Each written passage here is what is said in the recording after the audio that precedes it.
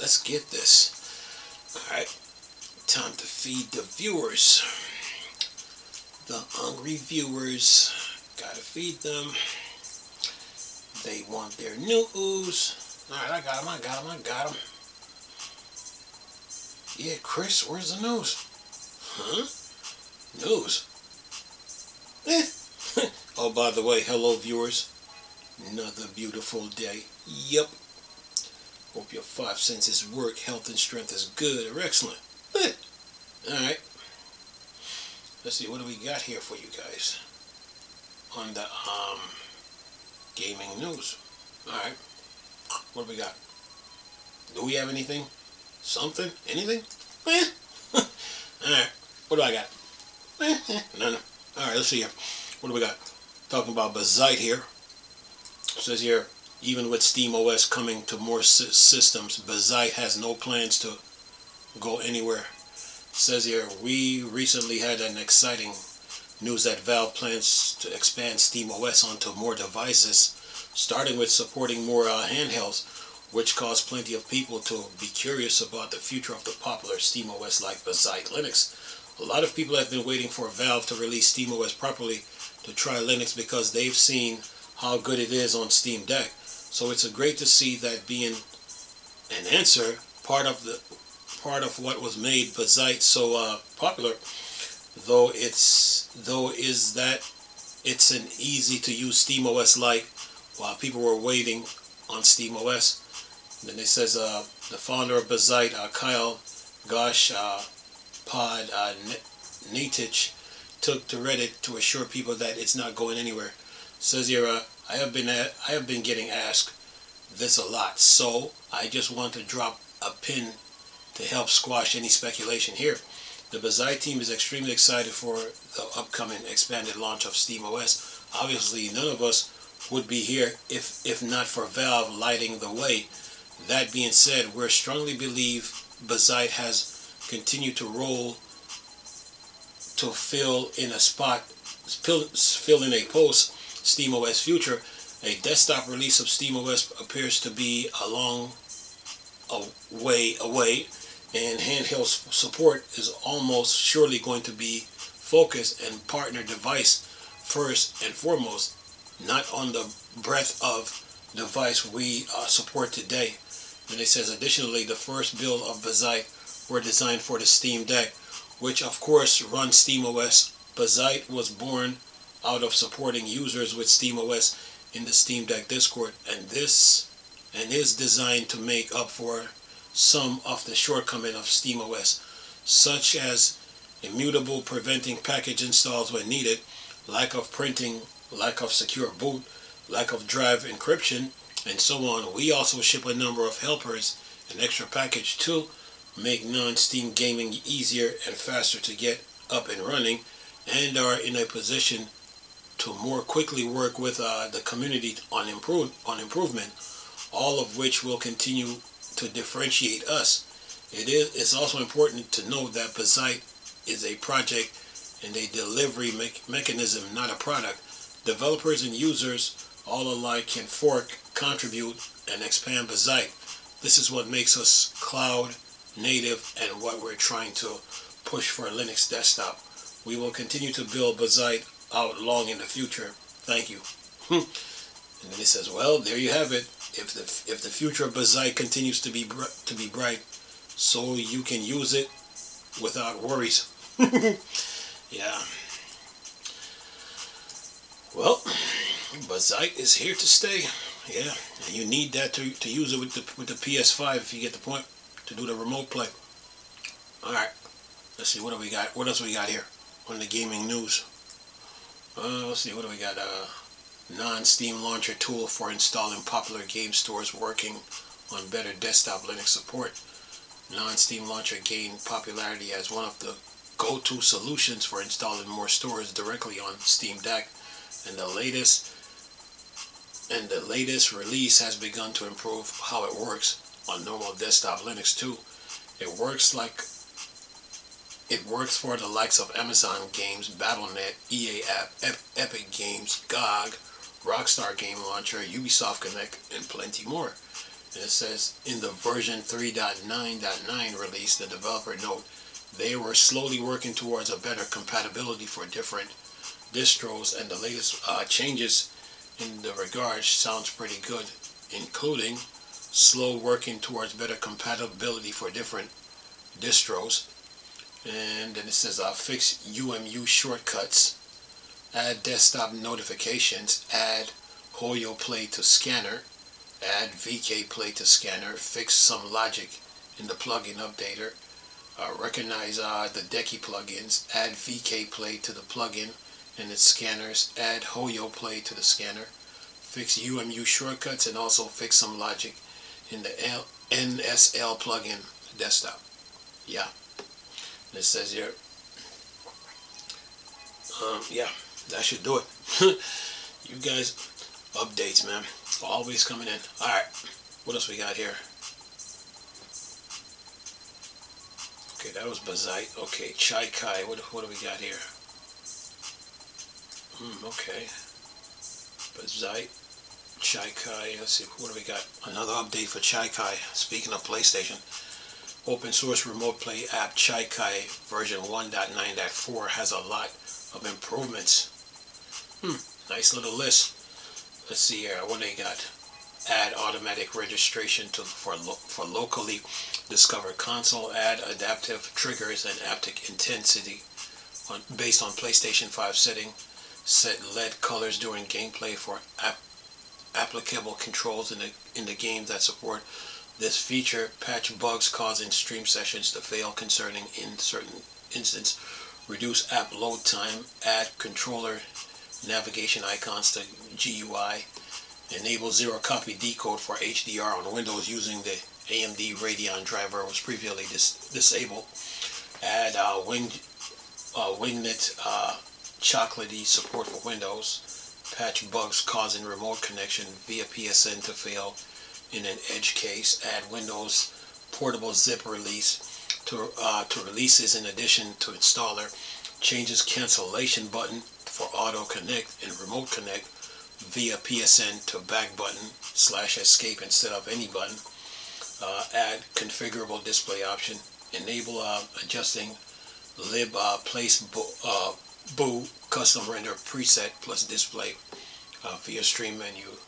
And it says so you can see the effects while adjusting them, add reminder for create Steam shortcut on platform where it's enabled, add remind me option to remote play setup pop-up, fix controller shortcuts not adding when using the create Steam shortcut button, and the non-Steam game add a non-Steam game already exists, fix on-stream content message not appearing in some instance, fix issues causing L2 adaptive trigger to lock in certain games, fix controller map appearing for Steam virtual controller, fix Steam Deck desktop mode controller mode.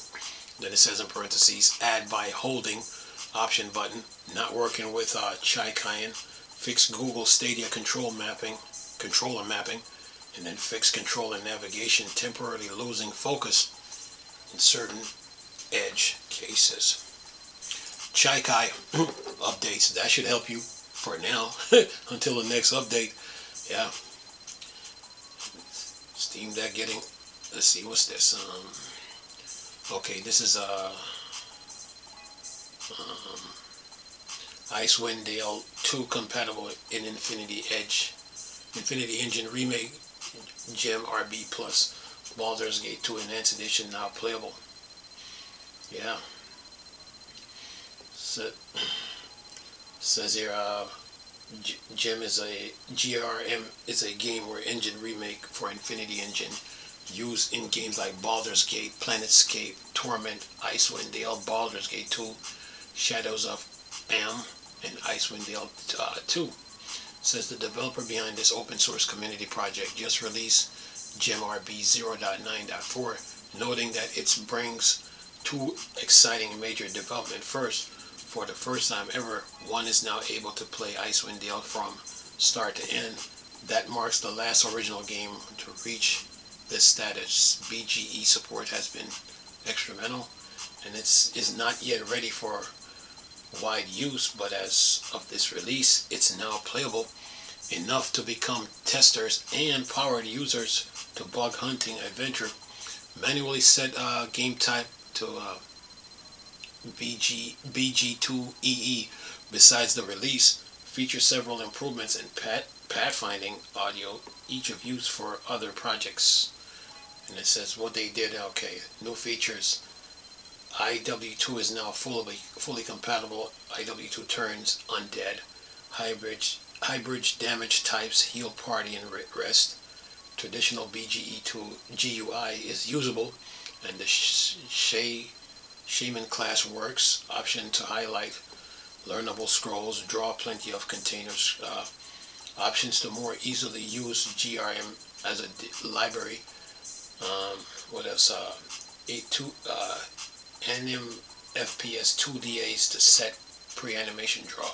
Improved features, text encode and draw speed, drawings, audio, GUI internals, feet, animation, scripting, project effects, movement, speed, and pathfinding bug fixes.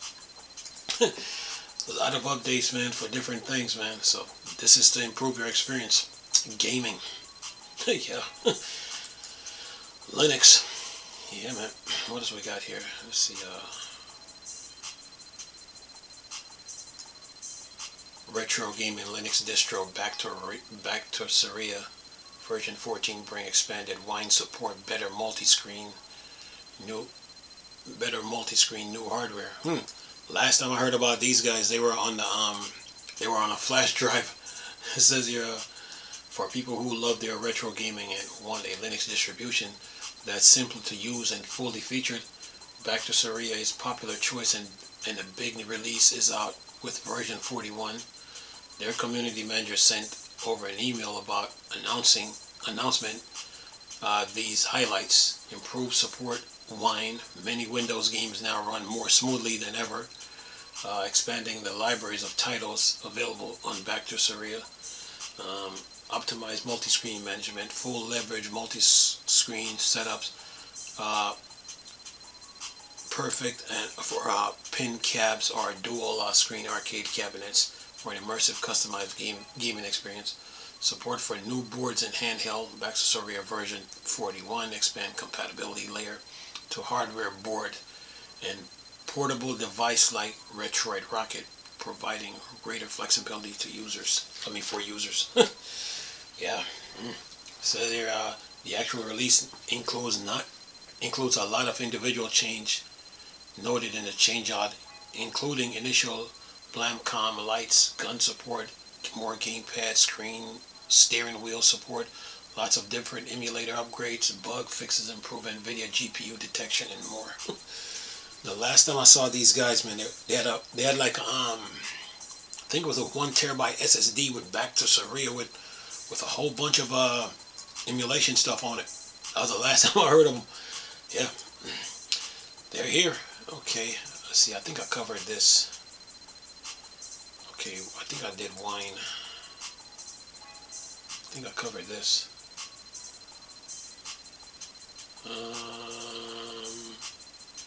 Yeah, I think I covered this because I just did. It says NT Sync driver for improving Windows game on Linux with Wine. Proton should finally land in Linux 6.14 kernel. I saw this today too on Phoronix. It says here after waiting for quite a while on it and some rewrites, it looks like NT Sync driver code to help Windows games running on Linux will pull in and enable in the Linux kernel. Developer Elizabeth Figura post version 7 of the kernel back in 2024. As a reminder, here's how they explained it. Says here, the Wine project emulates the Windows API in user space. One particular part of that API, namely NT synchronization primitive, have historically been implemented via RPC to dedicated kernel process. However, more recent applications use these APIs more strenuously, and the overhead of RC has become a bottleneck. The NT synchronizations API are too complex to implement on top of the existing primitive without sacrificing correctness. containing operations such as NT pulse events on the wait for all mode and NT wait for multiple objects, requires direct control over underlining quite queues and implementing a wait queue sufficiently robust for wine in user space is not possible. This purpose driver therefore implements the problematic interface direct in Linux kernel. Says the driver was present at the Linux Plumber Conference 2023. For some of those further interested in the history of synchronization in wine and pass attempts to solve this problem in the user space, a recording of the presentation can be viewed. Yeah. And then they so what they got because they got Angerfoot, Call of Jerez, Dirt, Forza Horizon 5, Lara Croft, Temple of Osiris, Metro 2033, Resident Evil 2, The Crew, Tiny Tina Wonderland, and Total War Saga Troy. Yeah. There's always some improvement going on with the Linux kernel. Always. Anyway, what else we got here? Keep moving here. What else we got? Fanatical. What are they up to? Fanatical. Let's see what they got on Fanatical here. Let's see. Fanatical Diamond Collection for January offers up to 16 games with good Linux and Steam Deck compatibility. Let's see what they got. Journey to Savage Planet, Nickelodeon All-Star Brawl, Control Ultimate Edition, Brock the Investigator, Clem, Corporation, the Scoring Process, Grow Songs of Evertree, Battle of Polytopia, Moonrise Deluxe, Beholder, Native Linux, okay, 2 and 3, and then you have Bloodstained Ritual of the Night, Land of the Vikings, Conrad Stevenson Paranormal PI, Railroad Corporation, Ambition, Immunite and Power, and then you have Saint Row Gold Edition and Teenage Mutant Ninja Turtle Arcade Wrath of Mutants. Yeah, Fanatical. They always have deals, man. Always. What else we got? Okay, let's see, we got that. Okay, let's see, what's this? Deficit is an exciting new looking FPS with chaotic close quarter combat. And what do they have here? Let's see here. They have single player exploration, open wormholes and terrifying frontiers, realities, valley surface, navigate otherwise, liminal space, face medley adversaries, haphazards, oversight officers, ruthless, precise servitors, mechanoids, and frangible, hammer, screwdriver, paint can, bricks, batons, pistol, SMGs, any kinds of makes for a tremendous weapon in the land of a skilled freelancer. Deficit. PC gamers, man. You guys got a lot of games to play, man. A lot. What else we got here? Minecraft. Okay, I think I already talked about this in the video that I did on the Minecraft. All right. Minecraft gets new pigs, wildflower, and ambient features in the latest beta. All right. I did that already. What else we got? Let's see, DXVK. I think I did that today. I think I did. Yep, did that today too. Covered that. Okay. And what else? What's this one? Yep, that is that. So you guys, you're covered. News, deals, games, update. The usual. 2025, the 13th day of January. Time. Tick, tick, tick, tick, tick, tick, tick, tick, tick, tick, tick. Moving, man. Yeah, so, the game industry keeps moving on, man, you know. And, you know, last year was last year. This year is a new year, so, things are happening behind the scenes. People, the developers that lost their positions, at some of these studios, and the ones that are closed down, they can all come together and form a studio if they want to, because they have the skill set and the work ethics. So like studios that close down, they can seek out the other people that were laid off from other companies, and they can just communicate with them and try to come up with a new studio, and go in a new direction. So yeah, game industry is always growing, man. A lot of developers out there, so a lot of work to be done, man. Whether it's Valve, Microsoft, Sony, Nintendo, it's always work to be done, man. So games are being made and games are being developed. Updates are being made. Expansions and DLCs are being made. So yeah, these developers, they work. So game industry is moving on, man. But whatever news I find, I definitely let you hear about it. But anyway, I'm gonna leave this video though for you guys to enjoy. Nice talking to you people again. Chris, still a Star Wars and Star Trek fan. Board Dark Side. Go. Peace.